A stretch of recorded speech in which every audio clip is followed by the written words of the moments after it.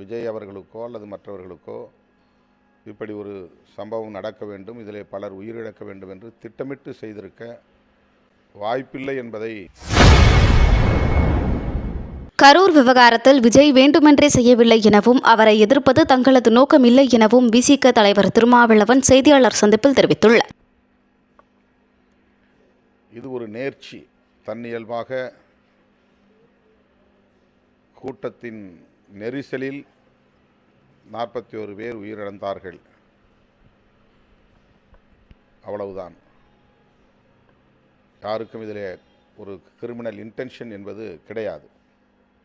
விஜய் அவர்களுக்கோ அல்லது மற்றவர்களுக்கோ இப்படி ஒரு சம்பவம் நடக்க வேண்டும், இதிலே பலர் உயிரிழக்க வேண்டும் என்று திட்டமிட்டு செய்திருக்க வாய்ப்பில்லை என்பதை பொதுமக்கள் உணர்ந்திருக்கிறார்கள். ஆனால் விஜய் அவர்களும் அவரை ஆதரிக்கிறவர்களும் இதற்கு தொடர்ந்து உள்நோக்கம் கற்பிப்பதால் நாம்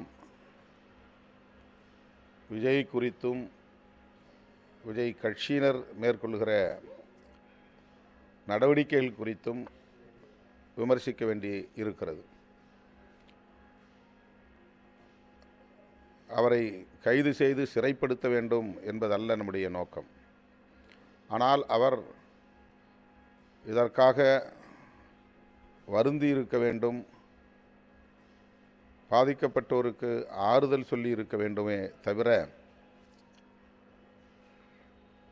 அரசியல் ஆதாயம் கருதி இதனை அரசியல் உள்நோக்கத்தோடு மடைமாற்றம் செய்ய முயற்சிக்கிறார் என்பதுதான் கவலை அளிக்கிறது. அதனையே நாங்கள் சுட்டிக்காட்டியிருக்கிறோம். செய்திகளை உள்ளது உள்ளபடி தெரிந்து கொள்ள ரெஃப்ளெக்ட் நியூஸை சப்ஸ்கிரைப் பண்ணுங்க.